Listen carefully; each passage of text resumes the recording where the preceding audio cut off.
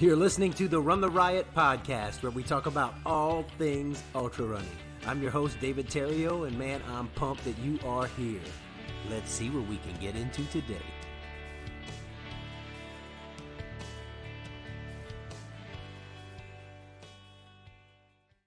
All right, today on the Run the Riot podcast, we got Nathan Sicher. How you doing, man? I'm doing great. Well, so you are in Missouri, right? Yep, just north of Joplin in Webb City. Nice. How's the weather over there? It is warm. It is 90 degrees today, and it's Nice. a rest day for me. Oh, well, that's good. Well, I was looking this weekend, long run weekend. We're going to be up to 95 over here around Owasso and Tulsa, man. That's crazy. I enjoy running in the summer. That's kind of my really? niche. Yep. You do the do you train in the middle of the day? Or you do early morning or what? Fortunately, with my work schedule, I'm able to run a lot at lunch because I work from home, and I also run after work too. So kind of got away from having to run in the mornings during the work week. Oh man, so yeah, you get heat acclimated pretty well then. Yes. Nice. Get a lot of sun, get a lot of vitamin D. Yeah, probably. Yeah. Well, so let's do a big old rewind, man. Where are you from originally? I was born in Colorado. My parents moved when I was 2, so I wish they probably would have stayed because I'm with you. That would have been fun. Yeah, if I was a runner out there, but they moved when I was 2 to Wisconsin, southern central Wisconsin. Nice. And so funny enough, I grew up playing soccer and I swam, so I didn't run, and so water skied, did all that stuff, and nice. Enjoyed the outdoors. Yeah. It's funny. You'd be surprised how many ultra runners started off like playing soccer. There are a bunch that I've talked to, and they say, I played soccer, or I did something else, and I wrestled. So it's right. like, the only running we did was for punishment. So, it's like, well, how did you end up like getting into running, man? What was your journey that got you from school, soccer and into running? Yeah. So it's kind of a story there. So I grew up, swimming was my passion. So I swam and I played soccer. And I, call me a rebel, I guess, but I didn't really like my soccer coach, so I would have been a varsity player, my senior year, and I didn't really like the coach. I said, I'm done. But years leading up to that, we do like runs, like the beginning of the year. They're like, well, we're going to get these guys in shape, so you're going to go run 5 miles around town, and I'd beat everybody, and it never clicked. It would never click that, hey, maybe you should try going out and run, go for cross country or something like that. Never dawned on me. And so then went to college, didn't play sports in college, had fun in college. And, I kind of ran just for fun in college, just, for something to do, stay in shape a little bit. Yeah. And then I moved to Missouri for a job and ended up becoming now lifelong friends with a guy that got me into running. And we lived in the same apartment complex, and he'll be running, I think, his 20. Yeah, he just qualified for his 22nd Boston Marathon next year. That's awesome. And so he kind of got me into it, and he's like, trying to get me to qualify for Boston, and it honestly took years to get qualified for Boston, but fortunate that I think next year will be my 15th Boston. So nice. I didn't realize I knew you ran it. I didn't realize you ran it so many times. That's awesome. Yeah. It's kind of one of those things. Once started qualifying, and he'd been going out there every single year, it's kind of become an annual trip to go out there, and expensive trip. But I was gonna tell you, so I did Boston in 2015, and then I was gonna go back, and then I started counting the costs and everything, and I was like, I can go run out in the 100 miler in the mountains for like a few times for the Right. price of this. But I didn't have like a, a friend I was meeting up with or anything like that either. It was just, just been going run Boston again, In 2018, so you got the good year, the swimming of Boston, right? That was No, the old year. mine was 2018? 2015. Oh, 15. Okay. I thought you said Yeah. 2018. I'm sorry. No, 2015. It was a cold rain. It was like in the 40s and rain the whole time. It was something. Yeah. And over the 14 years, I've kind of seen everything. It's crazy.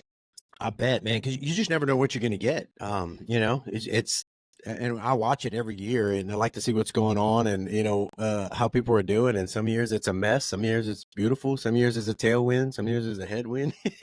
Yeah, Yeah, no, absolutely. that's so. So you quick question on swimming. Do you still swim at all? Like, do you do cross training swimming or anything like that?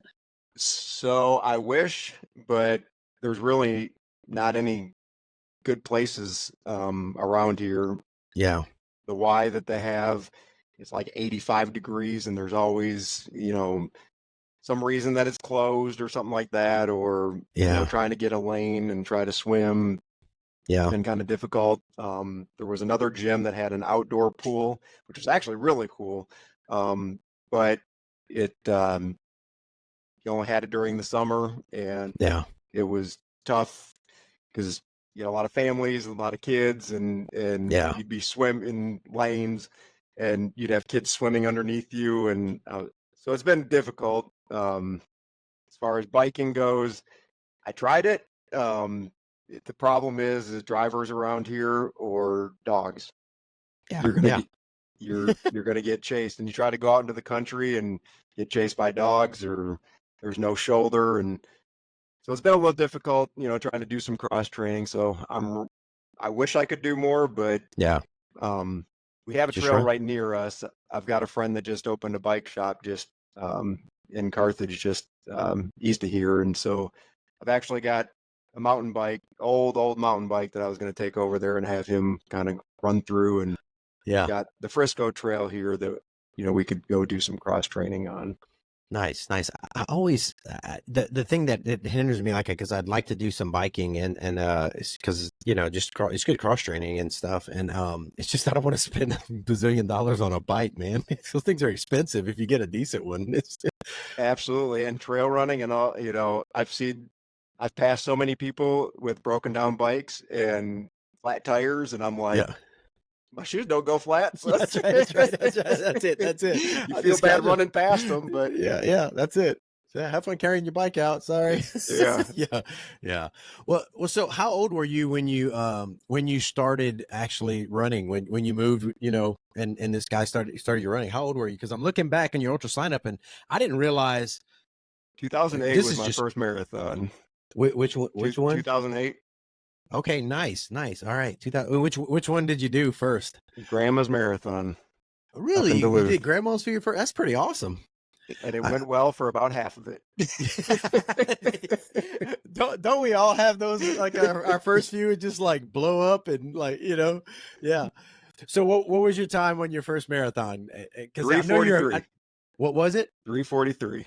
Dude, I think that was my time on my first too in 2010. My first marathon was Baton Rouge Marathon, super flat though, super flat in South Louisiana, and 3:43 was my time. That's funny. That's awesome. Yeah, yeah.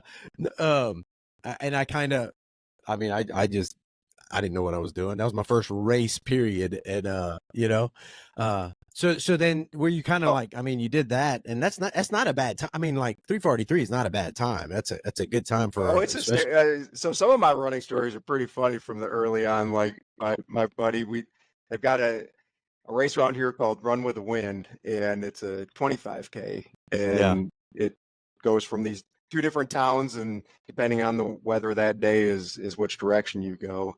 And my buddy's like, "You showed up in a tracksuit?" You So I ran did, it in a tracksuit. I didn't know what I was doing. I had a Like, matching tracksuit. nice. Yeah, don't run next to me, bro. Don't talk to me too. Yeah. So that's, I get, when you don't know, you don't know, you Like, is just that your warm up? No, I'm actually running in this. nice, nice. Oh, that's pretty good, man. So, and then I guess you learned a little bit as time went on, then, right? Yeah. I learned pretty quickly that was not a smart thing to wear. Yeah. So when you did grandma's for your first marathon, like what happened? Like you blew, you blew up halfway through or whatever. So what was your big mistake there that you had to learn So from? I did have Achilles tendonitis going into Okay. it, which, is a little interesting because, the more that we do this, it seems like your body gets more acclimated to it, and Yeah. even your pain threshold or what you thought was difficult before really isn't difficult anymore. Yeah. Because I ended up running a few years later. I had Achilles tendonitis in both Achilles, and I ran a sub-3 marathon. Yeah. Yeah. And that was the week after running another marathon and a 50 miler. So, yeah, It's wild. so it's wild. But yeah, so it went well. I was on pace for Boston qualifying the first half, and then it just totally went south, and it was kind of a walk, jog, just make it to the finish line. Yeah. Yeah. And so it was more of like it was the Achilles tendonitis. It wasn't necessarily like a blow up or as far as. I mean, I would say it's a combination of both. I could blame it on that, but Yeah. I think it was just the first time ever doing it. It looks like you're climbing Mount Everest. I'm going to go run 26 miles, Yeah. Yeah. and so I think just the whole thing just kind of got to you. Yeah. And then when you start not feeling good, then it just kind of compounded, and probably just, didn't have the mental strength at that point that you needed to, push through. Yeah. That's an important thing right there, because when you first running your first races, you don't know what you don't know. And all your training, kind of gets you ready. How was your training block for that first marathon? Did you feel like you did a pretty good training block? Yeah, because I was pretty much following the training block of my friend, and Yeah. he kind of, told me what to do. We trained together a little bit, and yeah, he guided me through it. He actually ran with me. Yeah. And for a few years, I did a couple marathons on my own, but when I was really trying to qualify, he took, time out of his schedule to go pace me, and That's see cool. if he could help me qualify. Yeah. Yeah. No, that's good, man. It's funny how, so, I coach runners and stuff. And one of the things it's hard to prepare them for, and you say it, but you don't know. And even us, like, I don't know, I've been in ultras, and you can tell me if you've been to the same place, like, it's going to hurt, and you're going to hit a low, but when you get there, you're like, you're like, yeah, this is bad. It's like, I forgot how bad this is, and how much this hurts, and how much this really sucks, Yep. and you just gotta, and then you're like, okay, and you just gotta, but you know that you're not gonna die. You just keep moving forward, Yeah. through And then you experience. become sick and twisted as an ultra runner, and you kind of like the first, you sign up for a 100 miler, and you're like, I, I can't wait till I get to mile 70. Like the first 50 or 60 miles, you're like, I don't really care about. I just want to get to that pain point and that part where it's, like, What is wrong? What is yeah, wrong with what's wrong What with is me? wrong Why with do I? this? Yeah. Yeah, yeah. Oh man. Well, so yeah, you hit that, and it's hard to explain to people, what hitting a wall is like, or what hitting that low is like. I tell, I don't know, something stupid. I can't, like, when you hit a wall and you're not fueled enough. I said, you'll be running, and it's fantastic. You're flying. You're thinking, man, I am killing this race. I am crushing this. I am going to meet my goal. And then, like, 5 miles later, you feel like you're hurting, and feel like you're running through peanut butter or something. Yep. That's the expression I use. But, and it's just, hitting a wall, or mentally, like you said, you just kind of collapse in on yourself, and forget to keep pushing. I don't know. Yeah. So you did marathons. How many marathons did you do before you discovered ultra marathons, man? Like, If you got an ultrasonic, I don't even remember you when don't even, I don't know the last time I looked at ultrasonic, I'll tell you the truth. But that's what, yeah. I mean, I signed up for races, and my girlfriend Jenna, she's like, oh, this person also signed up, and these read. I'm like, really? I'm like, I'm All just gonna show right. up and run. I'm just gonna run. I'm just gonna do me. That's right. Yeah. She's all getting you strategizing and everything, and you're like, I'm just gonna do my thing. Yeah. So if you've got ultrasonic, so it was the North Face 50 was my first Yeah. ultra. That was 2011. Nice. And so that same friend of mine, we were like, let's go figure this out. Let's go sign up for $50 and see what happens. So I'm from southern Wisconsin. That trail is absolutely beautiful. Yeah. And I'm pretty sure it was on the Ice Age Trail Yeah. that they hosted that on. And that was, I look back and see pictures every once in a while, that, Facebook, on their memories and stuff. And it's like, oh man, we look so young. Yeah. Look at me now. Woo. Yeah. Well, how was it like? Okay, so this being, your first, almost doubling, your distance. How did your body respond to? I'm looking at you. You had a great time on it, especially for. It actually went well. It actually went well. We went into it and we said, hey, let's,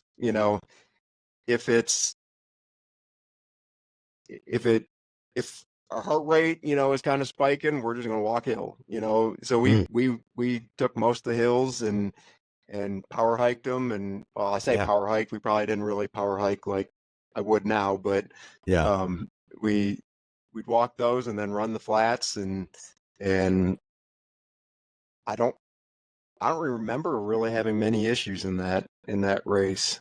Nice. Well, yeah. I mean, you had a 746, which is fantastic for 50 miler on trail 50 miler. And then I smiled when I saw that it was your on Ultra Sign Up anyway. Your second 50 miler was Midnight Madness in Tulsa, because I did it years later. I did it, and I think that's my 50-mile PR, but it was hot and humid. So how was that? Because that's on, it's asphalt. Yeah. So that was interesting. I'm fortunate that, the heat is one thing that I've got a strength for. Yeah. But kind of some of the guys that I was running against, Nick Seymour was there, and every year it was like, why can't I beat you? Like,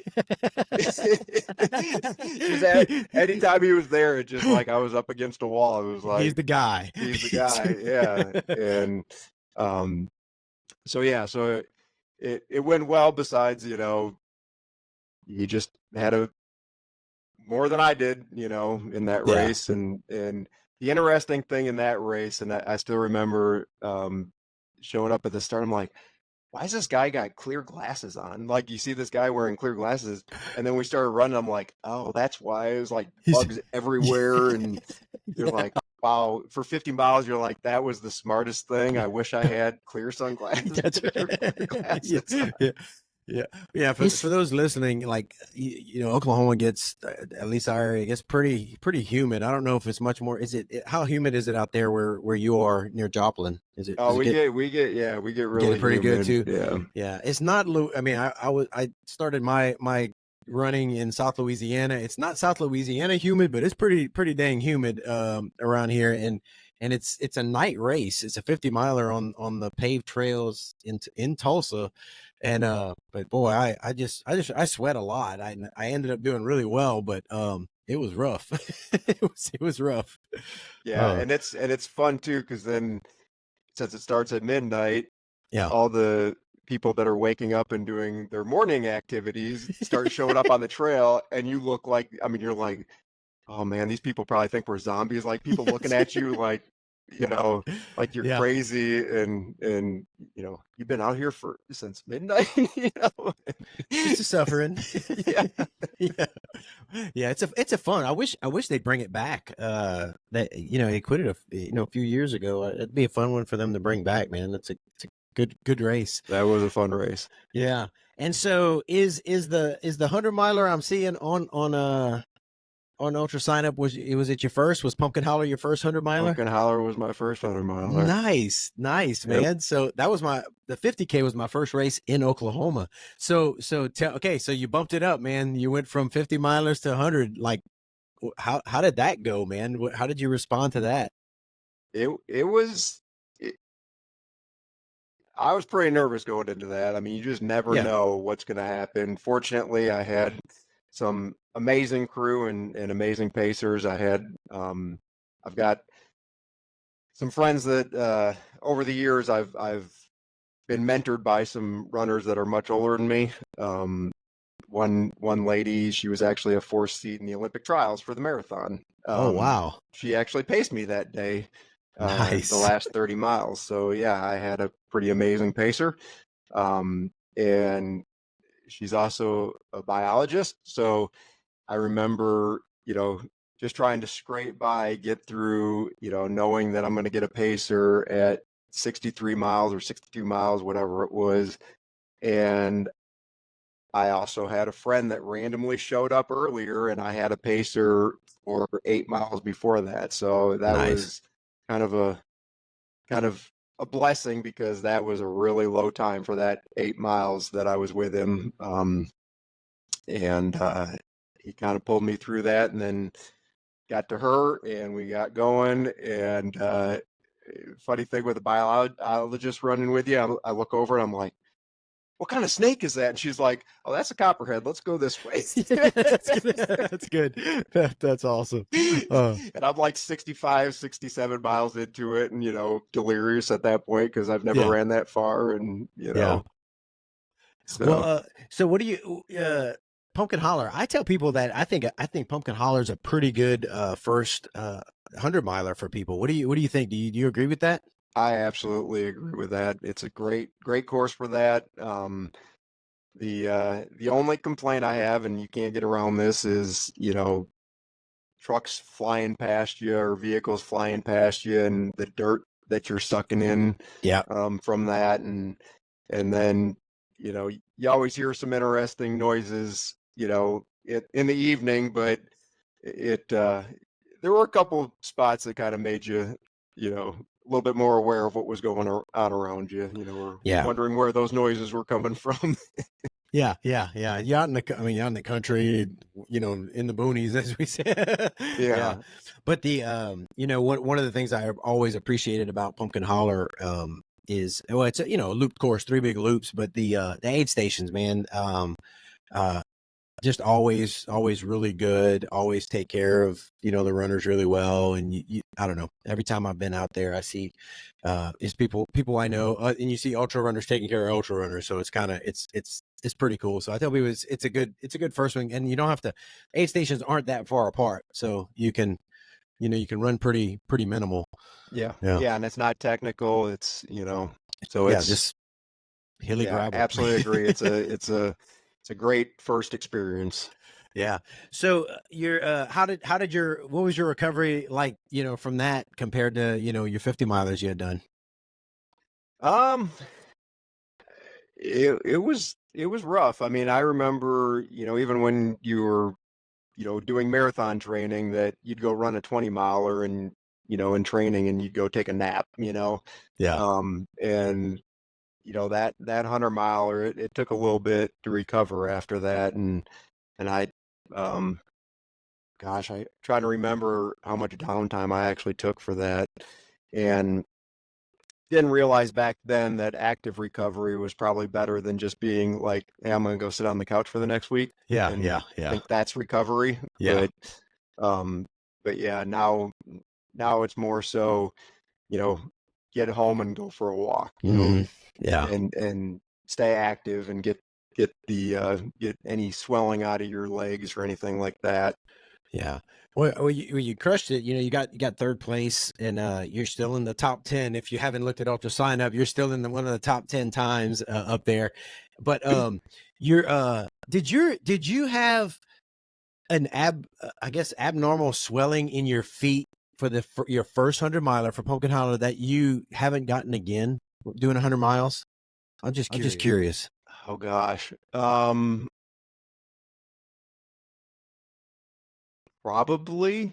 I think so. I think, Okay. those first couple 100 milers, I think, and some of Yeah. that's diet, some of that's, Yeah. I've also had some health challenges that, you know, I'm sure you probably don't, maybe you don't know about, but I kind of um, got diagnosed with a few autoimmune diseases over the Oh, I years, didn't. which Yeah, kind of helped definitely would like to hear change about things. that. Yeah. No, I didn't know that, man. Well, we'll get to that in a second. But the reason I asked about the because like for my first 100, my feet, I mean, swole up, looked like a Cabbage Patch doll, and I did well, I finished, and I was, but they just really swole up, and I've had some swelling since then, but nothing like that, like nothing like. I mean, it was ridiculous, Yeah. and I've never had it that much again. And I've always, I like to ask people because there've been quite a few that say, yeah, the first one was just really swole, my feet swole a lot. And, since then it hasn't I been as don't think I much. could walk straight for three Yeah. weeks. Yeah. There's some video. I call it the ultra strut, man. We just strut around for a while, wearing a buckle and walking funny. Yeah, Yeah. yeah. I remember that being probably the worst part of it was like, how long am I gonna feel like this? Yeah. Did I Trying to get break out of myself bed. permanently? Yeah, because I mean, going to bed, you're like, oh, this is, I don't feel that bad. And then trying to get up, you're like, I don't think I can get up. Yeah, or you get the twitches at night and stuff, Oh, yeah, like you're trying to sleep and yeah. The that's restless rough. legs. Yeah, Restless legs, or you just wake up with a full-blown cramp in your in your quad or something, or hamstring. Yeah. yeah, Why did I do this again? yep. Yeah. Well, so I mean, obviously, and we're not going to go through every single one of your races, but like you were kind of, I mean, you went in and you were hooked on this stuff, obviously. And I know you in the middle of these, which I used to do a lot. I'd run like marathons to help train for the ultra marathons. Did you do some of that, like as you were doing all these ultras? Yeah, I can't stay focused on one distance. Oh, you It's just horrible. you just do all the Yeah. things. Yeah, I'm, you know, running marathons while I'm trying to train for 100 milers and vice versa. And yeah, Yeah. it's crazy. Yeah, you can't, it's kind of one of those you're like, what would my time be? Like you got friends that like, they're like focused. They're like, I'm a half marathon and marathon Yeah. runner, and that's what I'm Yeah. gonna do. And I'm like, that sounds miserable. I'm gonna go do everything I could possibly do. Yes. I want to do all the things, all the Yeah. races. What? There's a mile race. Let's go race that. Yeah. Well, man, just looking over everything though, you've managed to. I mean, you're still crushing some fast times in the marathon while you're maintaining on the ultras and stuff, man. So you're Some of this doing has gone well. through some health issues. Yeah, that got discovered too. Yeah. So let's so talk about that. What happened? When did that happen? So, gosh, it's probably so for a long time I was just not feeling well in races. I'd be throwing up in races, and Hmm. I'd be showing up and just you know be honest with you, they'd be doing the national anthem. I'd be in the porta potty wondering, I got to get everything out of my system before this race, and Yeah. ended up finding out that I had hyperthyroidism. Oh wow. And Okay. so I kind of started to get that under control. They wanted to ablate it. I'm like, yeah, let's take a step, before we talk about ablating something that Yeah. so they kind of suppressed it for a while. I started feeling better, and I ended up giving in and saying, "Yep, let's do this ablation." And so that I started feeling much better from that.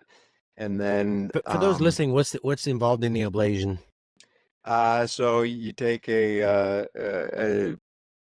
basically a pill, radiation pill, and Okay. it kills your thyroid. So I have no Yeah. thyroid anymore. Okay. But I was getting, I'd be at work and all of a sudden you get heart palpitations. You'd be sitting there and all of a sudden it'd be like you just start sweating like crazy and heart palpitations like you just finished a race.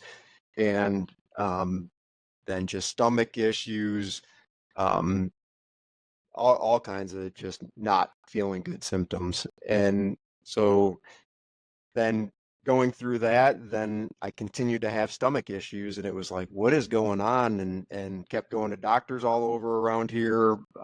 Was getting, told, well, you might have a wheat allergy. You may have celiac. You may this, you may that, and nobody could really pinpoint what my issue was. They tried sending me like, go to an allergist, go to this, and even went down to Tulsa to try to get it figured out and spent thousands and thousands and thousands of dollars on doctors. Yeah. Even had a race that I had to DNF on my 40th birthday. I was going to run 100 miles and had gone to a doctor. He diagnosed me again, put me on some medicine that really wasn't the issue. And it was binding my thyroid medicine, so I wasn't absorbing my thyroid medicine. I was like, oh wow, training for this 100-miler, running 100-mile weeks and feeling horrible and just, like, is this what it's going to be like? And come to find out that I wasn't absorbing my thyroid medicine, and my doctor then said, we need to get you out of here, and sent me up to Mayo Clinic, and they said, wow, you've got celiac disease. So wow, okay. So this was so if it was your 40th, it was around 2021. Which race was it that you DNF'd? It was up in St. Louis. Oh, that's the Ozark Foothills. Yes, Ozark Foothills. So man, yeah. So you're used to running all these races, you're doing all this stuff, and you're crushing it. You're doing well. You're enjoying the competition and stuff, and like you seem like you like to be an active guy, and then like you're faced with all this.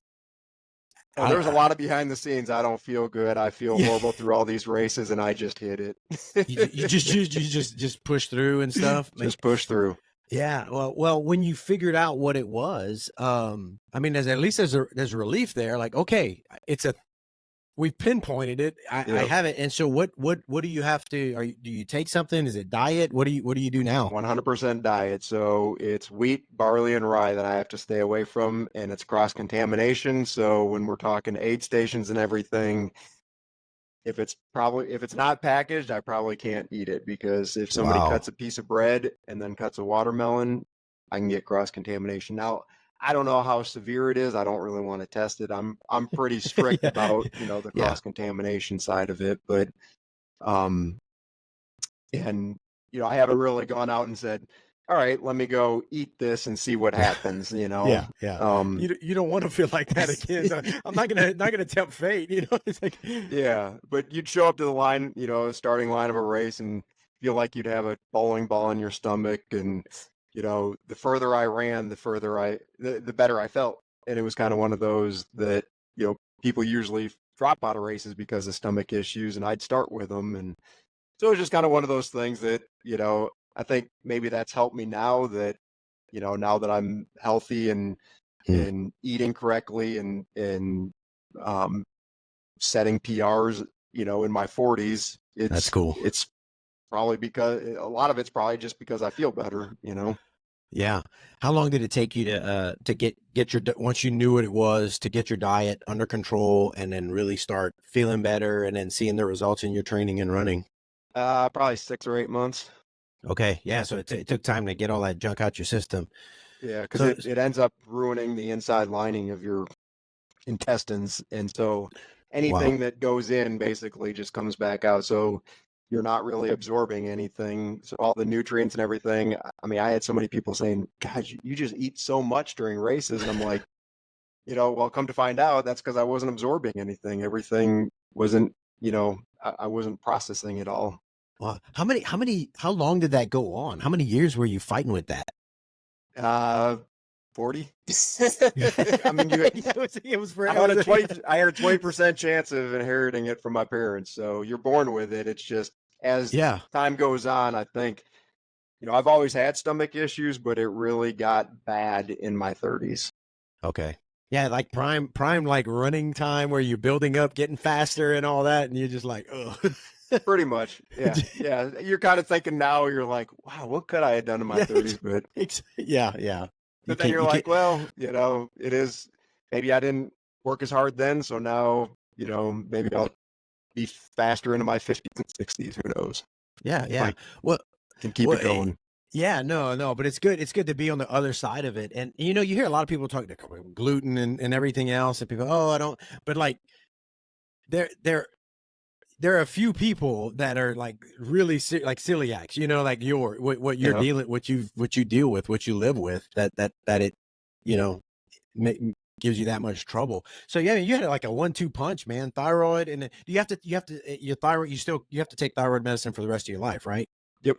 Gotcha. Okay. Does that have any But side effects or anything that affects you or nope. anything? Or you good? Cool. Nope. So you're good. You're just good. You just Now, got to eat it. now I'm good, and now I'm, my 50K. I've ran PRs the last 2 years in that, and then Boston Nice. last year. I kind of had almost given up on, trying to run a 2:45 marathon, and then show up and run a 2:45 marathon at Boston Sweet. last year. Dude, that's fantastic because that's not. I mean, it's downhill, but it's not an easy race, to No, run and a. there's so many people. Oh, it's a Oh horrible yeah. race for trying to run fast. Oh Horrible yeah. race. Yeah. Oh, dude, that's fantastic. I mean, that's crushing it, man. Yeah, then you get Um, upset because then you're like, well, what could I have done if I would have been at like a grandma's marathon where I yeah, didn't have yeah. 30, 40,000 people running with me? You need to go to Louisiana and run the Baton Rouge Marathon, dude. That's where I PR'd my marathon. It is flat. It is so flat, and it's usually pretty cold because it's in the winter. And you just find you a flat one and go out and crush There's it. some good 100 milers down there too, I think. Yeah, yeah. My first was it's the Loup-Garou now, but it was the Cajun Coyote. It's a trail. It's not a super fast one, but it's a good one. And Red Dirt just had their last year that they'll have the 100 miler there. So have you done any races in Louisiana? I haven't. Okay. I haven't out. That's the other problem is, you've got races that you go do, and then you're like, man, I could do this different. I could do that different. I could do So you this keep going, different. yeah. But then you're like, well, there's so many other races you want to go run. So you kind of got that battle of, well, do Yeah. I go run that race again and run faster, or do I go do something else? And I've kind of leaned more towards, I want to go run more races, Yeah. different races, and go run mountain races, which we're not accustomed to here in, Yeah. Oklahoma and Yeah. I tell and people that a Missouri. lot. I was like, man, I love to go do the mountain races. I suck at them, but I like to go. I love to go do them, but I can't compete with the guys that live out there. It's hard. Yeah, Um, so I was looking through and I saw, speaking of mountain races, I saw you did, have you done Leadville more than once or twice. twice? Nice. Yeah. I didn't, so Done how Leadville was twice, and then Silver Rush 50 miler out there. Nice. Yeah, I've done Silver Rush a couple of times. For some reason, I never get picked for Leadville. I got picked for Western States, but never Leadville. I don't know what the deal is with that. I think it's political, but I don't know what the deal is, man. I even had somebody donate 10 of their volunteer hours to get me into Leadville, and I didn't get in. I was like, I've got mixed emotions on Leadville now since it's changed with yeah, Lifetime Fitness. yeah. Yeah. Well, tell me about your Leadville experience and how, being a more or less flatlander or sea level, how you trained for Leadville. Probably not the correct way. Mm-hmm. Yeah, yeah.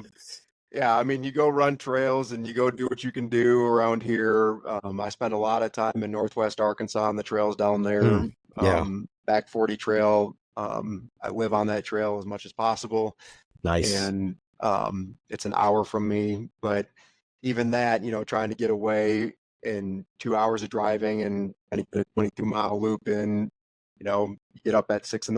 and then, try to get back by noon, Yeah. and it's, there's half of your day gone already. So it's a challenge. And then, running around here, I try to do repeats when I can. I try doing like a weight vest, Yeah. repeats.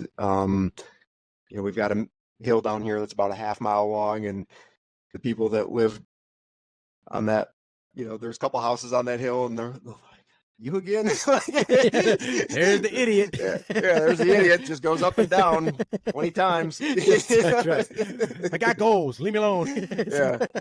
Well, on back 40, there's a spot. It's like 0.3, or it's like 0.63 miles down, 0.63 miles back up this hill. And yeah.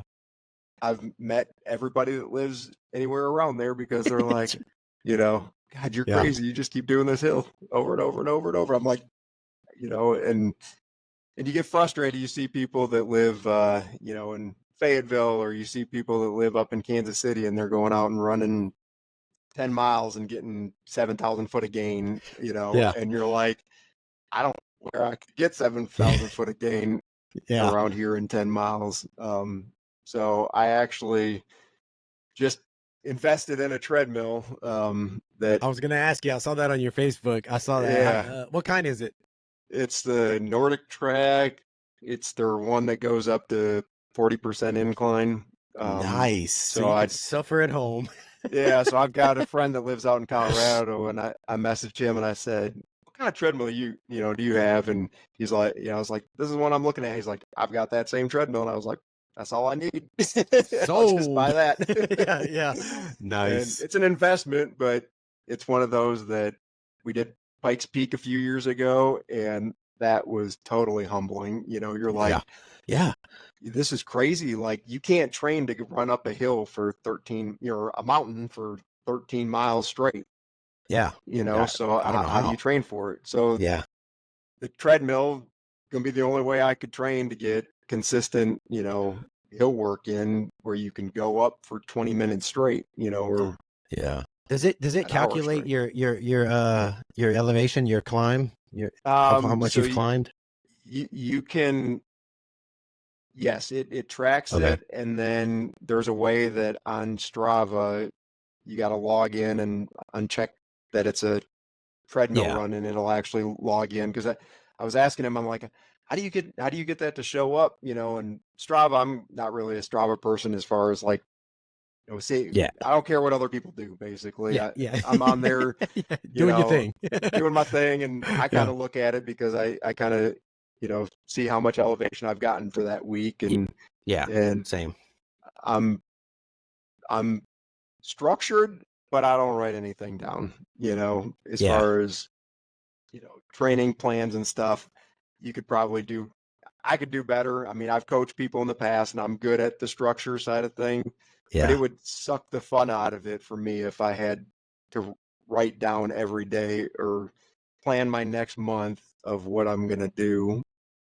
I run by feel, and I kind of go out, and I've got my loose structure of how many miles you want to get in a week, and working in a couple tempo runs, or what kind of speed work. But it's one that I kind of found that works for me, and it's kept me healthy, Yeah. Well, I was going to ask people, that do that like, they look at it and they're like, that's what I got to do today. And, they do it no matter what. And it's like, no, you can't do that. Like, there's times that you've got to modify things to how your body feels. Got to listen to your body. Yeah. Yeah, no. So that I really wanted it because you said, you said something about a 100-mile week earlier. So I was going to ask you. So while you run on field, but you do, like, let's just say you've got a 100-miler 4 months out. You just kind of know you need to progress, and about when you need to get a certain distance long run on weekends, and is that kind of how you do it? Yeah, and I've tried different approaches just to kind of see how I'm like, let's go try high mileage for this block and see what happens. And I learned really quickly that running 100 to 130 miles a week, you don't need to do that. And it almost burns you out because you're not getting the quality workouts in that you need. And I can handle high mileage, but I started looking at it, and you're like, if I did a little bit less, but did quality, then that would probably be better. And that's been pretty successful for me. So you kind of hover around 80 to 110 miles, for 100. And we all have jobs. We all have life. So sometimes life gets in the way, and sometimes, you know, I've learned over time that before I used to get stressed out about it, you're like, I have to go run 15 miles because that's what I told myself I was going to go do. And you're like, I've got other priorities that I got to go do. I got too much on my plate. I'm going to go run 10 miles, or take a day off or something like that. And so I think the mental side has also helped as far as, not stressing about things or thinking, if things didn't go great for a week, who cares? It's a week. Yeah, it's a week, and before you'd used to, dwell on it and probably, make things worse by dwelling on it. And now you just kind of cross it off and say, all right, that was a rough week. Just, see what happens. What do I need to adjust? What happened? What, you try to think back of what caused you to maybe burn out. And sometimes it's, like right now we're I kind of look back and I haven't really given myself much of a break in the last probably 8 months. Yeah. I've been training pretty steadily. Yeah. And so I'm trying to, we put on these, fun events here locally. Like, we do this time trial thing because a lot of people don't have races during the summer. There's not a lot of marathons or shorter races that us crazy ultra runners travel for. Yeah. But so we'll do like there's a handful of weeks, and every week there's a different thing. So last week it was a mile, then this week it's a 5K, and we do an age graded so everybody can kind of see. Nobody gets kicked out. It's just, we kind of rank everything, and just so everybody, it's just kind of something fun to do and everybody can see. Yeah. But then some of us get way too competitive about it and forget that I'm training for 100-miler, but I'm going out and trying to crush a 5K. Yeah. That's awesome. Yeah. So last week I went out and I'm like, I go out to go, run the mile, and I'm like, I think last week I attempted it. Well, one day I attempted it. I was like, I'm just going to see how this goes. I kind of fell apart halfway through, but I finished it, and wasn't the time I was looking for, but I was like, at least it's the time. And then 2 days later I go out and I was like, I'm going to go try it again. I made it a half mile in and I'm like, nope. Yeah. And then I start jogging again. I'm like, I'm going to go try it again. So then, within an hour I go try this 5K or this mile 3 times, and I'm like, I probably just totally shot my body. Just your body's like, what is wrong with you? Yeah, you're an ultra runner now. Stop it. yeah. So then this week I was like, all right, I'm gonna go try that 5K, and all of a sudden, I'm making a mile in. I'm like, this isn't going well, and then I'm like, you just need to take a couple of days off. So, today I was like, I don't remember the last time I took a day off. It's been a couple weeks, and I'm like, wow. Yeah. You get so caught up into this stuff and thinking you got to run all the time, and even, I guess people say I'd be experienced, but you also, every once in a while, you're kind of like, whoa, that was really stupid. Why didn't I take a day off in the last 3 weeks? Yeah. Like how many times even in a race, because you've got a bunch of races on here, man, and I've done a bunch of races too, and you do something in a race and you're like, God, I was a rookie, that was stupid, I tried something new on race day, it's like a whatever, and it happens. Or you get caught up in a race, and like last year I got caught up at War Eagle. These guys went out and they went out to go crush it in the beginning, and I was thinking, man, I got to go do that. And then I'm going to. I totally suffered for that. And I ended up running horrible. And I was like, dude, if you would have stayed calm, like that's my history is I slack off in the beginning and then I pass everybody in the second half. Like that's just what everybody is kind of claim me for, is they're like, you run smart in the beginning. Well, I didn't do that last year. I kind of threw caution to the wind, and I paid for it. So And that's something that I think we all fall into. Like like okay, I need to run my race, you know, Yeah. and then, on the back half, once you get to the end, if you got juice left, you start picking, you push it or whatever. But I don't know, man, sometimes you get caught up in it and, but I have to say, like my marathon PR, I was training for a 100 miler at the time and it was cold and I was like, man, I feel good, like I'm just going to go for it, and I was like, I might blow up, but I went, But and I ended up the doing other it. thing too is once I started training for the ultras, then the marathon got much easier. And you probably Hmm. feel the same Yeah. way. It's like, Yep. you know, once you've gone through that, you're it's a lot different pain, or a different, threshold, because you're going at a Yeah. much higher pace, but Yeah. it's a lot shorter time that you're dealing with it. And, Yeah. you know, I, It's hard I to explain. mentally, yeah, I mentally like they say like the last 6 miles of a marathon.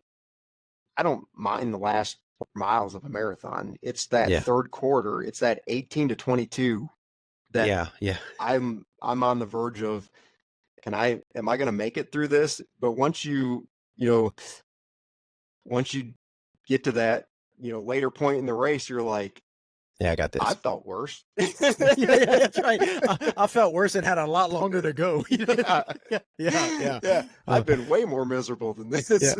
Dude, have you ever been running like 100 miler? And you talked about that 70 mile. You get to that suffering. You ever been running and you're like, it's like 30 or 35 miles in, and you're like, oh crap, and you hit that 70 mile feeling that early. Have you ever had that? That's happened to me a few times, and I usually can get through it, but I'm just like, this is gonna be rough. I You don't know. probably ran. I mean, you've done a lot bigger races, done the 200 milers and all that stuff. But I mean, I think I've only checked 700 milers off so far. So Okay. I still feel like a total novice. Like I show up to the start line, I'm like, do I know what I'm doing today? like, 50 Yeah. miles, you're like, cool, I got this. 50K, you're like, I Yeah. got this. But then as soon as you show up to that 100 mile, you're like, wow, like this Yeah. this is a long way. Well, you know what's crazy though? And I don't know. So like I did the Tahoe 200. I was my first 200 miler in 2018. And then if you're not careful, like, and I didn't consciously do this, but I went back to a 100 miler and didn't respect the distance because in my brain, I guess, like, oh, I can do this. I did a 200 mile and like DNF, like Yeah. totally die, just crash and burn. And it's like, wait, what just happened? You got to respect all these, ultra distances for sure. But, they'll bite you. They will bite you if Yeah. you're Well, not, and especially if you've got, like it's, you know, if you want to be if you want to push yourself basically in a Mhm. 100 miler, that's where, Yeah. because I think there's a lot of times that, a lot of people any day could go run 100 miles. But it's, if you're trying to push for a certain time or push for Yeah. a certain pace, that's where you've got to make sure that, yeah, like you said, you respect that distance Yeah. and, 70 miles of suck is gonna be horrible. Yeah. Well, that's what I tell people. Like when I said you can run 100 miles, you can spread out the suffering in training, and then you still suffer for the race, but it's not as bad. Or you can just go out there and suffer the whole time. Yeah. Just suffer worse the whole time. I still don't get the 100 milers though, as far as how you can have such lows and then next thing you know, you're on top of the world and you're like, what? I don't know what I did. Like, It's crazy. yeah, you don't know if it's food, you don't know. And I mean, does anybody really know? Everybody's bodies are different. So what do you eat? What do Yeah. your hydration, you can't take in too much or, not enough. And my first Leadville experience, I had to walk the last 50 miles Oh because wow. I looked like I was pregnant at the finish line. My face Oh was all really? puffed out. Yeah, I mean, I couldn't. I looked like the Marshmallow Man. I mean, it was crazy. It That's was the wild. most miserable experience I've ever had. As far as like, I've got to like this race is hard enough as it is, but now I got to walk the last 50 miles. Dude, that's tough, man. That's miserable. Come Yeah. on. Yeah. Oh, Yeah. So I finished in 29:10. It was like I golden. was I was fighting cutoff. Yeah. Oh man. Yeah. And then when you went back, what did you do differently when you went back? I still screwed up. Nice. So I went over, we got some rain, and so over Hope Pass, and now they changed it where you don't have a pacer, so you don't have somebody telling you when you're being stupid Yeah. to come Yeah. back over Yeah. the mountain. So, it was raining, and you're kind of like, I gotta go, I gotta go, and I gotta get around these people. I'm losing too much time, and Yeah. I wanted to run in the low 22s, or 20, 21, 22 hours if possible, definitely under 25. And I went over Hope Pass, came back over, and you kind of forget that you can't breathe up there, and trying to eat something, I took the absolute wrong calories. Like, I took these bars, I was like, yeah, these bars have like 300 calories in them. Well, you Ooh. can't eat a bar. I mean, how are Yeah. you going to swallow a bar when you're trying to breathe through a straw? Yeah. Yeah. So I should have taken much easier calories to take down, just tons of tailwind, mm, taking liquid, like applesauce packets or something that you wouldn't have to chew. Yeah. And that was a big lesson learned, because I got back over and they're like, all right, give me all your wrappers. And I threw out all this food, and they're like, well, that's not good. Yeah. Yeah. Yeah. Crash City. Here we go. Yeah. Yeah. Yeah. So it was. So the next 15 miles were just horrible, trying to Yeah. get it back and trying to get my body back. And then the last 13 miles, I was hauling. I mean, I was cruising those last 13 miles, and I had wasted enough time in the middle Yeah. that I didn't get under the 25. I Oh. lost so much time, Yeah. and yeah, so I was just over 25, and then you're kind of like, I want to go back, and then you're like, I want to go run other races, Yeah. Yeah. Yeah. Yeah. I'll go somewhere else. That's good. Yeah. Oh man, it's tough because I don't know. Well, you learn from your mistakes, and but it's frustrating when you do that, and you're like, you know, um, so listen to this, man. This because you're talking about high altitude races. So I got into High Lonesome this year, and so I'm in High Lonesome for July. So problem is, 6 weeks ago I had my knee scoped, and Oh I'm no. just I got 2 50-mile weeks in, and or 2 40-mile weeks in. A lot of it was just power hiking because I couldn't run yet, and then this week I should have about 50 miles in, and I'm ramping up when I should be starting to go back down. So, it's going to be interesting. Well, and you do a lot of cross training. I mean, you do a lot of lifting and a lot of Yeah, cross training, so that yeah. that I'm takes hoping. you. Yeah, I'm hoping it helps. Yeah. Have you ever done sauna protocol, any kind of sauna protocol when you got mountain races or anything like that? uh, Doing saunas? Yeah, yeah, Or yeah. no, Okay, because just running out, some of this, just running out yeah, in the heat.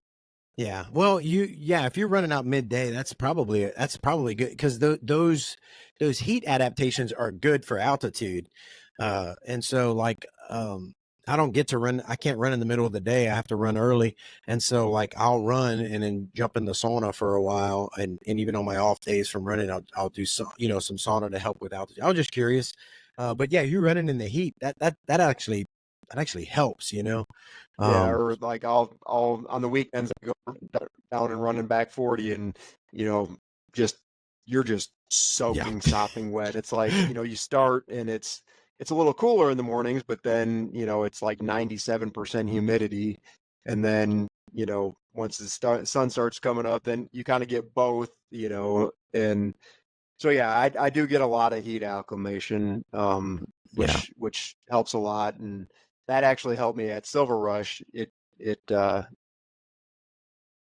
I was fortunate enough to get a golden coin out there to get nice, into Leadville that second time, and nice. I had a buddy he's like, dude, you're fast enough. I'm like, I don't know, So I went out there, and um I'm and it looking was at a your hot time.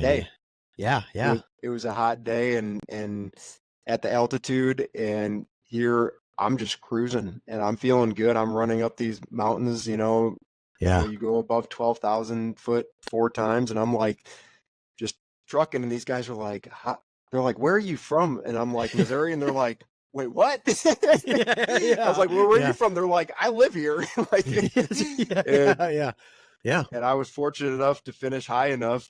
I mean, a lot of it had to be because of that, just yeah. because of the heat. They weren't acclimated to it, When so that heat hits different above, at altitude like that, that heat will get you too. If you're not used to it, like you think you can go in, oh, it's gonna be nice and cool. It's Colorado. Yeah, no, that's yeah, you you're a need lot you. closer to that sun. Oh yeah, and it'll cook you too. That's one of the things I'm preparing myself for. I was trying to look and see. I ran Silver Rush. I did it as a training race that the year that you 2021. I Oh ran it that year gosh, too. is that I when I think did it? so. I can't remember. It's been I know I'm the same way. If I don't look, I couldn't have told you when it was. But yeah, you ran it 2021. I think you did a 8:56. I finished an hour after you. yeah, it sounds right.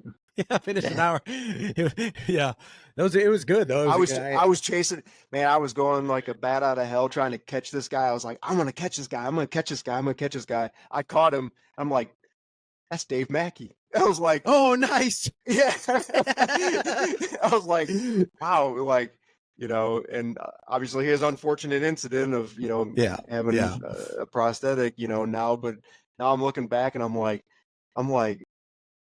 here I'm going, all out trying to beat him with two legs.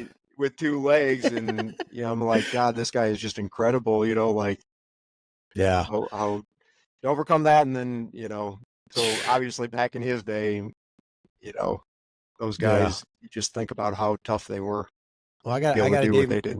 a Dave Mackey story because that Dave Mackey old school man, and he's tough as nails. So I shared some miles with him at Western States, and it was rough because we ran about 10 miles in snow, and so I was post holing a little bit, and and he saw me fall, I saw him fall, but they an article came out in Ultra Running magazine about Dave Mackey. It was probably a few months after Western States, and they put his picture up there in the snow, and he's in focus, and behind him, slightly out of focus, is me. I was like, look at that. I'm behind Dave Mackey. It's pretty cool. That's awesome. Yeah. It was pretty. And he ended up running ahead of me after that.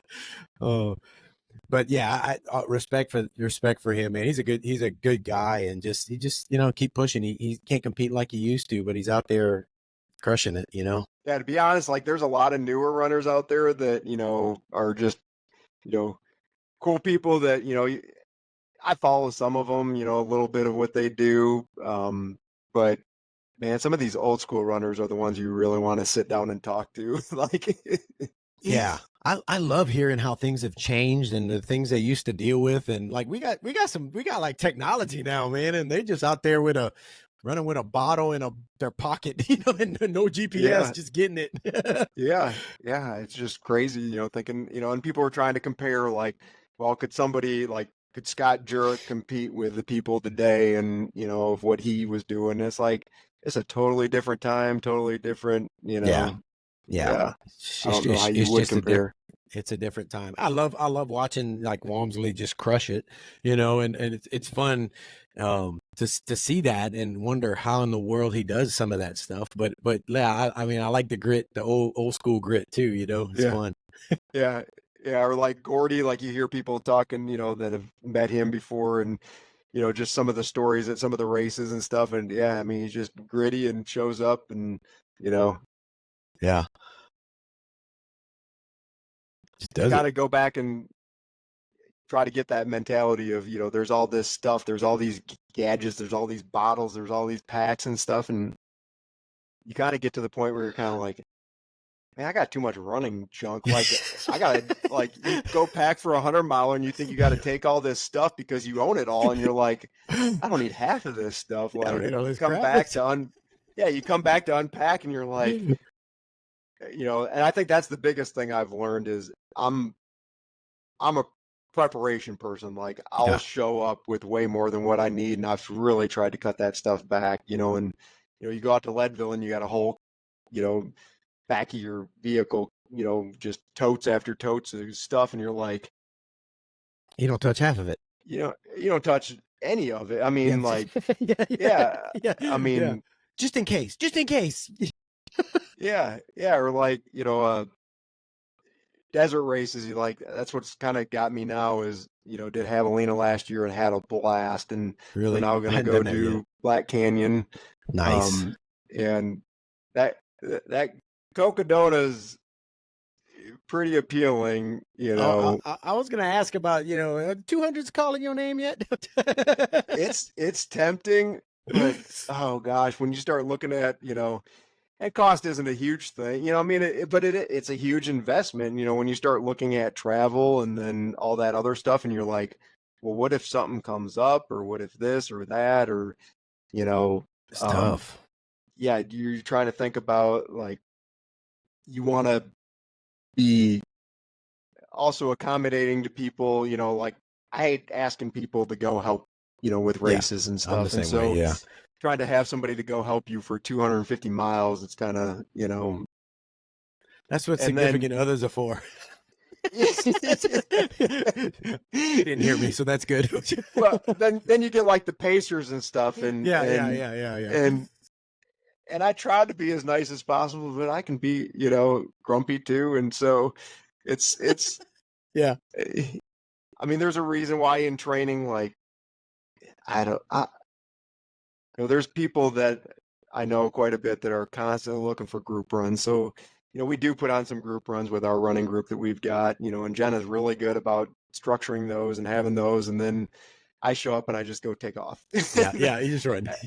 Yeah. I'm like, it's just like, I guess that's just my mindset is I got to there's train. very few people. Yeah. I mean, I go grab a credit card, a water bottle, and a couple gels and go run to Kansas and back, 30 miles. I remember last summer I show up at a buddy's door and I knock on their door and he's like, "What are you doing?" I was like, "I just want to see how far it was to your house and back." It turns out it's exactly 31 miles. I'll be back next week. That's great. That's awesome. Yeah. And I think a lot of people do. It's harder when you're training specifically and you're training like for these things. Like I run probably 98% of might be more than that, 99 of my mileage alone, just because you get it in when you can get it in, and you have to train the way you race, and you got to run yours. I enjoy group runs, but I hardly ever get to do them. Or people ask me, they're like, do you listen to music and all this? And sometimes I do, but most of the time I don't. If I go out and run a trail, there's sometimes that I'll just put it on in the background or something. And I probably listened to it more in the last couple of years. But the majority of all my runs, I mean, they're like, what do you do? And I'm like, oh, I don't get bored. Like, my mind doesn't shut off. This is probably why we're geared this way. Yeah, I got stuff happening up there. Yeah. Well, that's what somebody said. What do you think about when you're out there for hours and hours? And I don't know about you, like especially 100 miles, I end up in no man's land a lot, like just by yourself and running. And like I tell them, I think of it everything and nothing. Yeah. And that is the truth. And people, I don't, unless you've been there, it's kind of like, oh man, like I just ran 10 miles. I don't even remember like what, like, yeah. What was that? Just totally zoned out for 10 miles and you didn't think about anything, or there's other times where you go out and, I kind of look at it as, get in the car, you got the music on, you got the, TV on at home, you go here, you go there. I mean, there's just constant noise where when you go out and run, there is nothing more peaceful than a morning run when nothing's awake yet. And you probably get that because you run in the mornings. That it's that's why I like the mornings. The greatest time. Yeah, it's the greatest time to go run because nothing's awake yet and there's no noise. It's just you. Yeah. And you got to deal with whatever's going on up in your head, So you just, which is it's good. You got to you just processing time, man. Dealing with thinking about life and stuff. Yeah. Yeah, the other fun one we got coming up here is Hallucination 100-miler up in Michigan. So it's runs right next to my sister's house. So I was like, all right, let's go run that one. And it's going to be a different experience because it starts at 2 o'clock in the afternoon. Oh, And okay. I know you've done Levitt before, which starts in the afternoon. Yeah, it starts kind of in the evening. It's weird starting out at running through the night. Yeah, it's a weird and so thing. Yeah. I haven't done that yet, but it's kind of like that's going to be weird, like running fresh Yeah. in the night, and then when the sun comes up is when you're tired. Yeah. So yeah. That'll be fun. that'll be What kind of course interesting. is that? I'm not familiar with that one. It's a loop course. Okay. It's it's kind of like a big party. Like they have live bands out there and all Oh, this, nice. and there's camping out there that you can do. And basically at 2 o'clock, it's like, all right, we're gonna go run now, and you go out and do these loops, and it's like 20-mile loops, I think. And Yeah. yeah, you just come in, chill out. If you want to listen to a band for a little bit before you go out again, I guess you could do that. Yeah. Sounds like one of the like a Yeti race. A lot of the Yeti races sound similar to that, where it's kind of a party, but you can run too. It's like yeah, like, oh wait, we got to go run again. We gotta go run. We got miles to do, man. Yeah. No, that's cool. That sounds like fun, man. Well, I'll be interested to hear how you like that. Running through the night to start. It'll be interesting. It's I think that's another thing with training that you always, when first training for 100 miles, you're like, oh, I gotta go run in the middle of the night, because I gotta know what that feels like. It doesn't matter. Yeah. Yeah. You're gonna be especially tired. once you started doing it, you're just like, all right, I know I'm gonna get tired. Yeah. You're like, I don't need to train, because we've done some midnight, like put on some runs and stuff like that. And one year we did our own midnight madness. We're like, all right, from 1 to 4 o'clock, and it was like, man, I was wrecked for like 3 days after that. I was like, nope, it's not worth and it. progressively every year that we do that, it's like, all right, we got to make sure people can get off work and get here in time, but it's gonna be like a 6:30, 7 o'clock until 6 to 7 to midnight or something. Yeah. Yeah. No, but no, that's pretty awesome, man. So if you, and I need to ask you about equipment and stuff, but if you like, what's I don't know, what's a race? If you could pick a race that you can get into next year and do, what would you do? Oh gosh, have you done states yet? I haven't, and to be honest, I wasn't really good about like wanting to qualify or like, like throwing my name in there until I was like, everybody asks you, everybody's like, well, have you done Western states? And I'm like, nope. Yeah. So yeah. You're kind of like, all right, I just got to check this off, so I'm trying to stay consistent about throwing my name in there. I'd love to run it one day. Yeah. But I've almost gotten to the point where I want a race to, like, I don't want to get lost in the race. Like, I need a race that's going to be structured enough that you're not going to get lost. But I like the grassroots races. I like the smaller races. All the real, Western states to me has almost gotten too much, Yeah. Where it'd be fun to run it and check it off, but I don't.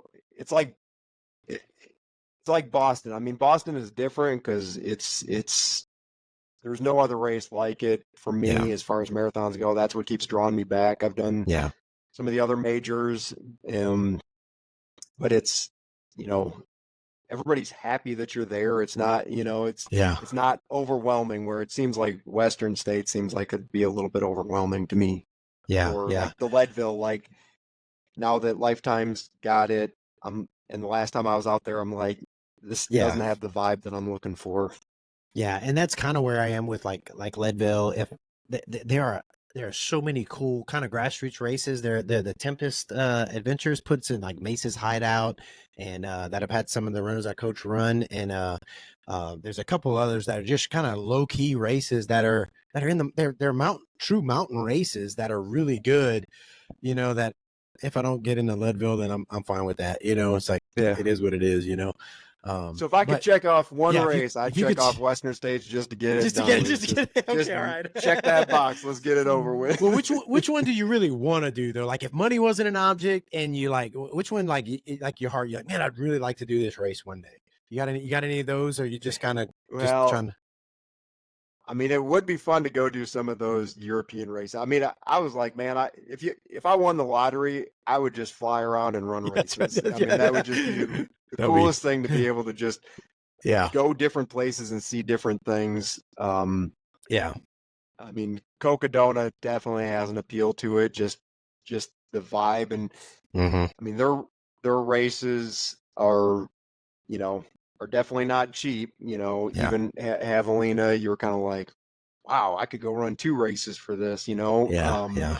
But once you go out there, I mean, their races are so well put on, and I think you really get what you pay for it. Yeah. I'm going back out there for Black Canyon, and can't, you know, wait for that. And it's just, it is so, like, just chill, you know, and just the vibe that they have and the vibe that they put on.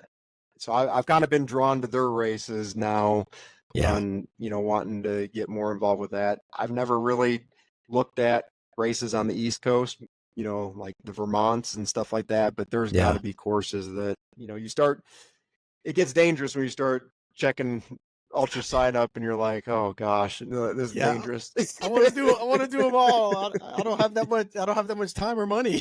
So yeah. No, that's cool, man. Yeah, there's so many to choose from now. It's hard, you know, and so the ones that are hard to get into, I'm kind of like you now. It's like I'll just pick something that looks like it'll be fun.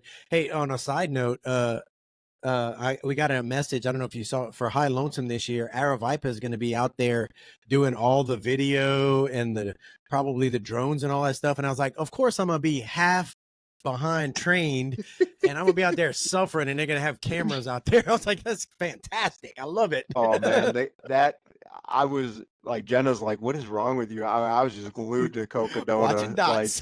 Like, yeah, right. I was watching it, and their coverage was just, I mean, what they've been able to do with these races now, I think is just, I think, because you never got to see what's going on in those races, and now that they're getting, you know, having those drones and everything, you're kind of like, oh so man, cool.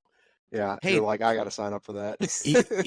Elon Musk made it possible, because they use Starlink in a lot of those areas to get it. You know, I was talking to Mike McKnight, and I was asking him about it. We were talking. I was like, dude, it's so cool with the drones, and we can watch you. And I never thought about this, because he said, yeah, but when you gotta pee, he said you can pull off the side of the trail and there's a drone above you, and you're like, oh man, I gotta wait. Now he's like, yeah. I don't know whatever happened to it. I never followed up with it. Like I said, I just got to run. But you know, there were at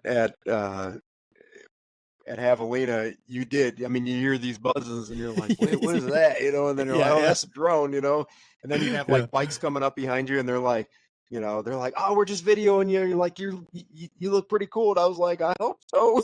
Like, I hope what you do in that video. Thanks. I don't feel cool right now. Yeah. You're like, am I moving? Like, I feel like I'm, you know. Then you're like, God, I'd really like to slow down right now, but they're still back there. Yeah, I was about to take a walk break, but I guess I'm running. Yeah, and then they cut off, and you're like, "Oh, thank you." Walk break. There's been some, like, there's some good aspects of the sport growing. I think that's one of the cool things, is bringing it to people. But then, like, there's some of the commercial things kind of that you alluded to that's kind of like, you know, so it's kind of, I don't know, it's a both and. It's really cool that people are able to see the sport, but then some of the things that are happening with the ones getting really big is just kind of weird, you know. And when you kind of like the grassroots, though, you know, we watch those races and stuff, but then it's nice to have those low key, get out there and get it done. Would the Scott Jureks of the world even want to show up to some of these races now, you know? Yeah. You wonder if that's part of the reason Anton Kripicka, you know, I know he's been injured and stuff, but you wonder that's why he kind of came back a little bit, and he's like, yeah, I'm just gonna go ride my bike. I'll just do my runs. That guy would be a fun guy to sit down with. He's, you know. Yeah. I know that guy's got he's got stories and stuff, man. Oh, Well, man, I actually I'm keeping you overtime, but Oh, I don't real care. I quick, got. I don't have uh, anything to do today. I'm yeah, rest day. good. Well, yes, right, that's right. You're chilling. Well, so like, let's talk because for a long time I would forget to ask people would have on the podcast. I'd forget to ask them about like specific things of what they use and equipment and stuff like that. And so told me they've been missing it. So I want to kind of go through a list. Like, so when you're running, especially since you have celiacs, what are you eating? You mentioned Tailwind earlier, but what are you eating and drinking? What are your electrolytes and your calories? Where are you getting that from? Yeah, so tailwind is a big thing that seems to sit well with me.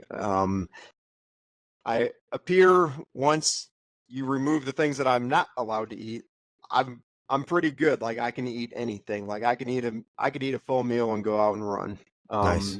And I don't have issues with that. Where I've got friends that we ran a race last year. It started at midnight, and he's having to stop and go to the bathroom a couple times and feeling like he's gonna puke and stuff. And I'm like, I ate a sandwich like 5 minutes before the start, Yeah. And so um, I do up through probably 50 miles races.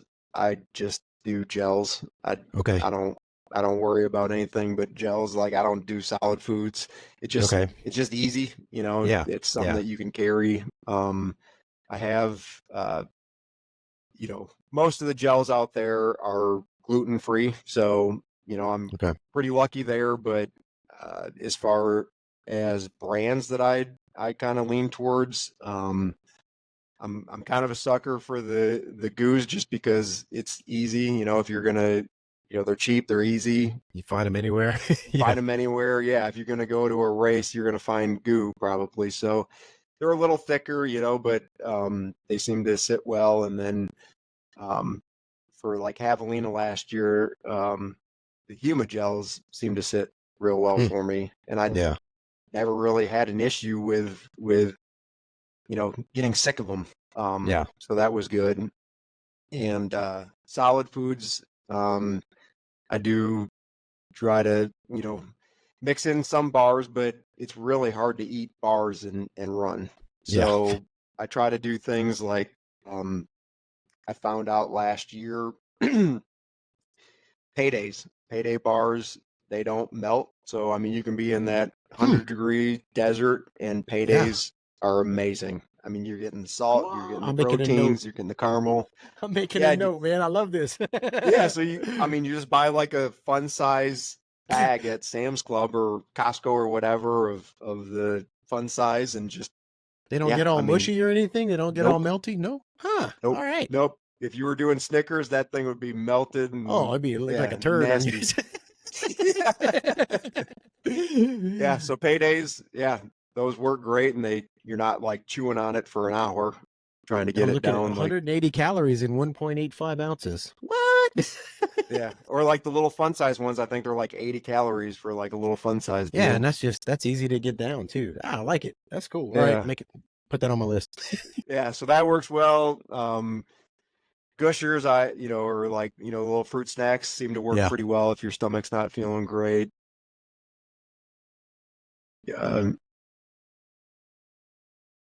I do fig bars a lot, so obviously they're gluten-free brand, Yeah. but I think there's like some nature brand. I don't know what it is, but a fig bar doesn't take, you don't have to chew it that much to get it down. So those seem to work pretty well. Nice. Yeah, so I do, over 50 miles, try to mix in, some sandwiches too. So I'll do like half a sandwich and I'll just come in, for a loop course, and just grab one out of the cooler and keep going. But nice. I haven't tried as much about, I was just seeing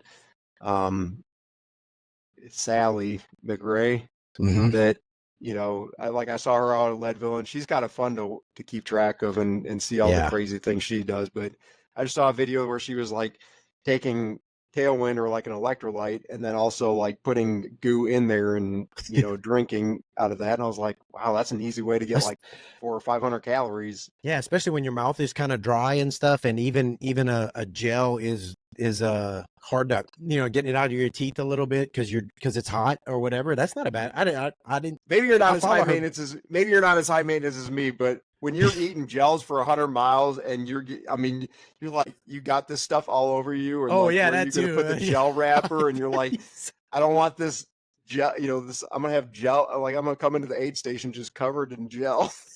Well, I hate that because it's all sticky, and you try to get it clean, but you can't get it clean, and you put it in your pocket, and you got all the, and then you reach in your pocket. And yeah, I hate it. I don't like it. I need to carry wipes but you can't. It's too much stuff. You know? Yeah. That's funny. That's a high maintenance runner in me that, you know, trying to think of other ways that you can, you know, take calories, which that would be really cool just to drop it in some. Never thought about that, man. That's a good. I'm gonna, that, especially if you have trouble. Yeah, no, I'm gonna think about that. I might try that. Yeah. So okay. So that's your nutrition and your hydration. Do you? It's not like me where you forget to eat. Like, I'll just be cruising and you're like, whoa, I need to eat. You know. Yeah. My first 100-miler, I set my watch to beep every half hour to remind me to eat something. So I was. And it helped. And now I do a little bit better. I try to watch the time, but there have been times where I'm just cruising along and I'm like, why am I weak? You know, why am I? But if it's in your water bottles, you're forced to take it. So yeah. There you go. That's good. So do you wear a pack, or are you a handheld guy, or what are you doing on your? It depends on the race. What do you wear? I still don't know yet. There's some races that I show. That's all. It's pretty funny because I'm looking at your ultra sign up and I see all these races and you're like, I don't know. That's great. There's some races that you're like, should I wear a pack for this? Should I wear, you know, just take bottles or something? Like, even like a 50K last year, like I was like, I'm gonna try bottles just to, you know, like a pack with bottles in it, just see how it goes. And I was like, because sometimes you're kind of like, it'd be nice to have hands free, and then you're like, I would have been fine with just carrying bottles, you know. So I go back and forth, you know. For like the mountain races, I've done packs. For like Javelina, or I did Rocky Raccoon last year, I just did bottles. It's just so much easier, I think, you know, to come in, you're not having to like stuff your pockets. Like, I can come in, drop my bottles, pick up new bottles, and go. And they're already loaded up. Especially if you got liquid calories, you know, that's if that's your main source of calories. And till this day, you know, you talk about equipment. I wish somebody would figure, like, do these people that make these bottles actually run? Because they're horrible. Which bottles are you using? I've tried everything. I mean, I'm on the Amphipod bottles now, but I even had to send some of those back because I was like, I mean, the bottom of the holder just like ripped out after like 100 miles, and you're like, dude, I put stuff in there, which you're supposed to be able to do, and a gel wrapper ends up like cutting into the thing. But I used to use Nathan bottles, and they were great, but then they the tops on the newer ones, like you have to squeeze it really hard to try to get the water out, and then they leak, and I don't know, pain in the butt. Straps don't stay tight. I mean, you end up just like every 800 meters, you're like trying to tighten the thing down, so you end up putting safety pins in these things, and just a pain. What pack do you wear when you wear a pack, a vest? Oh gosh, I've spent so much money on stuff. You know, you're like, I got a pile right here that you can't see with the camera. Which is horrible because you're like, well, maybe that's good, and then you try it and you're like, I don't really like that, you know. And then you're like, or you start using one and you're like, I don't like it, you know. I would say overall, probably the Solomon packs seem to be the best. Gotcha. But for heat, I don't know, because they're so tight against you that, you know, they don't really breathe as much. So I've got some ultimate direction packs. I was going to ask if you used any of those, because that's the Momentum's been my go-to for about 100 miles with the bottles in the back. I don't know if that's the one you have. You just put That's the bottles. Ultra Aspire, right? Ultra Spire, yeah. Oh, you said Ultimate Yeah, Direction. That's right. Ultimate Never mind. Direction. Never mind. Yeah, Ultimate Direction. Yeah, yeah. I had a few of those. I think I had the Hard Rock one or something years ago. I had an Ultra Aspire pack, and I've got a welt in my bag, like like where you put the the bladder in the back, like the top plastic piece, like rubbed against my shoulder blades, and oh man, so so that didn't last. That pack went to the wayside, but yeah, so it's probably and then the Ultimate Direction packs are comfortable, they breathe well, but the pockets are horrible. There's like two pockets in the thing, and you're like, all the pockets are in the back, and you're like, I'm not going to take this thing off to. Yeah, I don't have to take it off every 5 minutes. Yeah. So it's hard, and so I have the Momentum that I wear for about usually up to 100 miles. I've even worn it for like 50 miles, even a 50K that I need to want to carry a couple things, and it's breathable, so I like it. And then like for the 200 milers, I'll do like a Zygos, because you got to have all this stuff, and I have one for like each kind of race or whatever. It's like I got a pack for this and a pack for that. And then you try to think about, like, if you've got a pack, I've carried stuff in races before, and you're like, I didn't even I just carried that for no reason. Or like Leadville, I learned, because you freak out about like, oh, I gotta have so much liquid and stuff, and when running that race, you're like, why did I carry a bladder that whole race? Like, I would have been fine every part of that race except for going over Hope Pass without a bladder. Like, I would have been fine with just 2 bottles. And you carried this bladder, and you think about that weight that you carried for 80 miles that you didn't have to. Yeah. The thing, and I carry bladders sometime depending on the race, and I used to carry it all the time, but it's hard to regulate what you're drinking and figure out how much you're drinking, how much you have left when you're trying to, and so I'll opt to throw in extra bottles, like 4 bottles, or I've even had 6 bottles one time, just so I can, like, okay, I got this hour, this for this, and it just, I can pay attention to what I'm doing a little bit better. And I totally agree with that. So I kind of, for training, I'll use the bladders, but for races, I think that's definitely a way to go, is by just carrying some extra bottles. And those soft flasks are pretty easy once they compress down. But and if you get the kind that go here with it looks like antennas, a little straw sticking out of you, you can just lean over. I got a few of those, and they slap me in the face sometime, but once I tuck them in, they're pretty good. But they kind of look silly, but whatever. Well, so what shoes are you running in, man? Road and trail. What's your shoe? What's your go-to shoe? Oh gosh. So I'm kind of a Hoka person for the most part. If I was gonna go throw on a pair of shoes and go run 100 miles on the road, I'd put on a pair of Cliftons. Nice. If I was going out and running trail, I'm kind of toying with. Unfortunately, War Eagle was canceled this year, but I had tried. I was thinking about trying the bought a pair, but they're still brand new in a box. They're Hoka's carbon plate. I don't know what their carbon. I don't know what it's called, but the Hoka carbon plate trail shoe. Trail shoe, yeah. Crazy expensive trail shoe. So, I thought I'd try that, but I know you said don't try new things on race day. I am a horrible person for trying new things on race day. I love it. It's a challenge. Let's add a new challenge to it. Yeah. I've been fortunate that I don't have foot issues ever. Yeah, that's good. I'm pretty good about that too. That's awesome.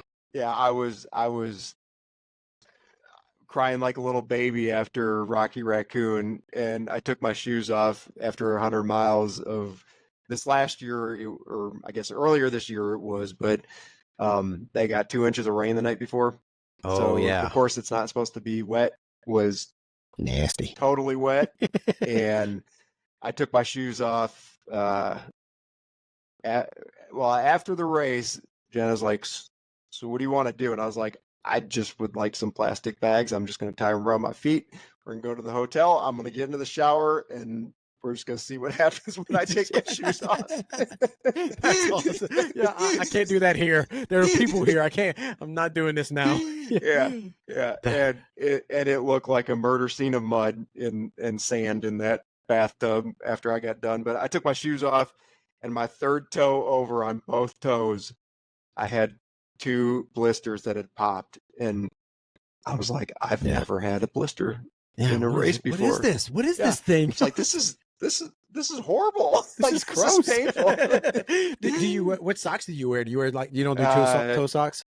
No, they actually I just put on Dry Max socks or whatever. I've got so many different pairs of socks, you know, different brands. You're kind of like, oh, I'll try that. I'll try this. Yeah. Seems to be the go-to. I just wear the Dry Max socks. Yeah. They seem to, when your feet are wet, they don't feel wet. They don't feel heavy.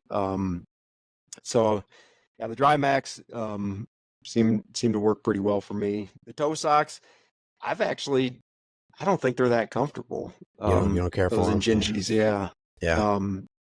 I did try them in a few races because you're kind of thinking, well, maybe my feet need to spread out a little bit. Maybe that would help. Yeah. And didn't seem enough for everybody. Sometimes people just think, so then, just weird. Yeah, and then racing road shoes, I finally gave in to that the Nike craze of the Vaporflies. So, oh, nice. Are they? I haven't run in them. Are they pretty good? Oh, it's totally different. Yeah, I mean, they're worth some time. I mean, there's a reason why all these records are breaking is because the shoes have just gotten better, and there's other shoes now that are catching up. I mean, shoes they got. Adidas has a $500 throwaway shoe for a marathon. That's crazy. That's wild. How many miles do you get in on the Vaporflies? A lot. You get a lot. Oh, you just put a lot. You're probably not supposed to, right? No. They're actually. I mean, a lot of people I know are getting 250, 300, 350 miles out of them. Nice.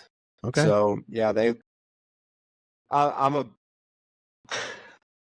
bad person about trying to track mileage on shoes. Like I don't. I'm now trying, like, I wear shoes way too long until things, you're like, why is my gait getting off? Why are things, why am I hurting? And you're like, I got a lot of shoes in rotation, but I don't remember the last time I took a pair out of that rotation. Yeah. Why are my midsoles flat? Yeah. And then, so yeah, I like to try different things. I do try to stay within a certain heel to toe drop thing. I've never been a 0 drop person. I didn't. If there was something that was way too different, like they had the Newton shoes, they had the Ultras, they had, I tried to stay away from anything.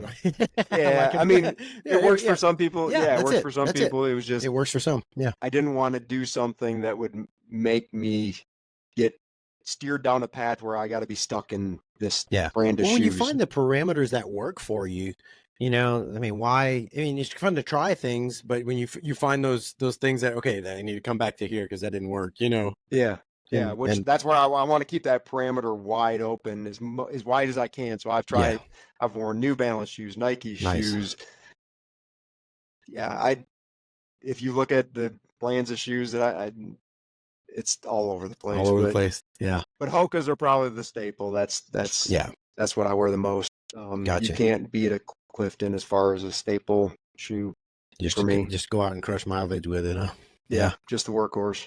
So what watch are you doing? So for years I was doing Garmin, and then I switched over to Coros. I was able to get a free Coros, so I was like, nice. Why not? So why not? Then, that was when they were still new and they were still, kind of figuring their stuff out. And I think they really made Garmin step up their game. I think Garmin was sandbagging for years, and then all of a sudden Coros comes out and they're like, well, wait a minute. We've got competition now. And then, what is it? Sunto? Which I've never, I've never really worn those watches, but Coros had been great. I had some issues with the Vortex watch where every run, my heart rate was the same. Like it was 160 to 170. Like it didn't Yeah. matter if I was running slow or running fast. And you're like, what's going on here? So ended up working with them and was trying to get that figured out. And they, you know, took some time. I mean, obviously they want to know what's wrong, but Yeah. you know, they kind of went through all this stuff about is your, you know, how much hair do you have? How tight is your watch? You know, all this kind of stuff. And you're like, all right, you know, I just want to run. I got this race coming up. I kind of want, you know, a 100-miler to be tracked right. Garmin, I was seeing, you know, I was kind of getting like, Garmin's got bells and whistles. I was like, I don't really need all the bells and whistles. But then I started looking at, you know, like the Phoenix watch, and they've got like, you know, Phoenix Sapphire, you know, and you're kind of like, all right, I use this thing every day. So let's just see what top of the line is. And I was about ready to pull the trigger, and then I saw the Enduro. Yeah. And I was like, well, wait, what's that? Yeah. And what's the difference here? Like, why does this have more battery life than the Phoenix? And then I messaged somebody that I saw on Strava that had the Enduro. So long story short, I ended up with the Enduro 2, and it's been an amazing watch. Nice. Coros did come through. They sent me a free watch, you know, to replace that one. Yeah. So not knocking Coros. I think Coros is a great brand. I think they're great competition for them. Yeah. Competition's good. I just wanted to try something different, and I'm not gonna lie, I wake up in the middle of the night and trip over everything between me and the bathroom. So, you know, or Jetta goes to sleep before I do. So having a flashlight on my watch was like the geekiest, coolest thing I could ever find. I was like, rather than trying to use your phone, like, you know, I'm like, dude, I can have a flashlight on my watch. That's good. That's sold. That's good. So you asked me about like watches, and you know, the coolest thing. The reason why I picked the watch is because it's got a flashlight. It's got a flashlight. I wonder if that counts as a backup flashlight for the 100-milers that say you got to have a backup flash. I think for High Lonesome they said your watch light does not count. Which it would have come in helpful, because I remember Leadville 2 years ago or whatever, a couple years ago, I threw batteries in a headlamp. I took off, and my headlamp died. I'm like, oh, dude, wait, what? So I had fresh batteries in there. They were just old, like fresh batteries, like they were in a pack, but I apparently had those sitting in a drawer for like years, and so it died. Man. I'm sitting there in the dark, you know, all these people running past me, and I'm like, please don't drop one of these batteries, you know, as I'm trying to switch my batteries out in the first 10 miles of this race. So having a flashlight there would have saved me as well. Nice. Well, man, Nathan, it's been awesome talking with you, man. And sorry, I rambled on. Now you know why I don't get bored during runs, because I ramble on. No, dude, no, that's what the podcast is about, dude. Is to get to know you. So, and like I said, I see you online. I remember I've seen you at some races. I think when Jenna smoked me at the what was it? Go Short, Go Long, Go Very Long 50K. You guys were out there. Raining again on y'all. Yeah, exactly. But you know, so I've seen you, but we've never visited. So it's been fun. It's been fun getting to know you. So like, hopefully we can, you know, catch some miles together at some point, dude. That's the absolute cool thing about this sport, is like you meet people, but then, you know, even when you go travel for these races, like the people that you meet, you know, at these different 100-milers, it's a different breed of people than the road runners. Like you go show up to Boston, you're like, I don't like these people. Like, you know, like you go show up to like an ultra, and you're like, everybody's your best friend. Like, you walk away, you know, with more friends than you could ever dream of from many of these races. And you know, I think the culture of the ultra runners, and you know, it doesn't matter if it's a 50K or if it's a 100-miler. I haven't really experienced the 200-milers, but you know, it's the same breed of people. Yeah, it's like everybody's got a different mindset than a road runner. Yeah, I don't think I've ever run a race where I hadn't met a new friend. You know, like, you know, and that's just the way, you know. And you, I love that. I love the culture that we have is in ultra running and trail running. And, you know, we just got a lot of good people. And when you're out there, you know, you're racing and you're running, but you want everybody to do their best too. And, you know, help each other out on the trail and share some miles, share some suffering. So apparently, once I step up my game and start running these 200 miles, that's where I'm going to see you, because that's where you're living right now. I don't know, man. If I can get my knee healthy again, but we'll see what happens at High Lonesome, man. So I need to get back to when I was doing my best. I was running like races all the time, you know, and now I'm trying to manage, you know, my injured knee and trying to peak at the right time. And so I'd like to get back to running a lot of the local races and just being out there more because like you said, it's fun. I like being around the people, and I just getting down to, you know, and that's the other fun thing, you know, like I wish some of these races, you know, because it seems like some of them have fallen off, like you said, that Midnight Madness or something, or, you know, some of these other ones. And you know, there's always a bad time with the Tulsa run. You know, I've got a lot of friends down in Tulsa, a lot of friends down in Arkansas. So it's kind of like, you kind of wish that, you know, like it was kind of like a drawback. I mean, we went down and helped out with the tornado cleanup, you know, a couple weeks ago with War Eagle, but it, you know, that was like, I wanted to run, but I was like devastated from like, some of these people, like, it's like a family reunion basically, you know, and you kind of missed out on that this year of being able to go see everybody. So so now I know what you're saying. You know, it'd be fun. You know, we'll have to pick some stupid race and go race it together somewhere. Yeah. I'll be watching your ultra sign up and see where you're gonna be. Yeah. Well, man. Hey, thanks for the time, and you know, looking forward to sharing some miles with you, man. For real. Yeah, no, and thank you for reaching out. I've never done a podcast before, and it was, you know, seen your name, seen you places, done the high thing, you know, but never really chatted before. So it's been, you know, it'd be fun to turn the tables and actually get to know you more and understand, you know, your history and talk about some of those crazy adventures you've done in those 200 milers, because that's I'm not there yet. I'm not there about, you know, the distance doesn't scare me. It's just the mindset of wanting to do that yet. Yeah. Well, we'll share some miles, and that'll be our opportunity to talk. Let's do that. Let's plan that. That'd be good. So we'll do that. All right. Well, you take care, Nathan. All right. Thanks, sir. All right, man.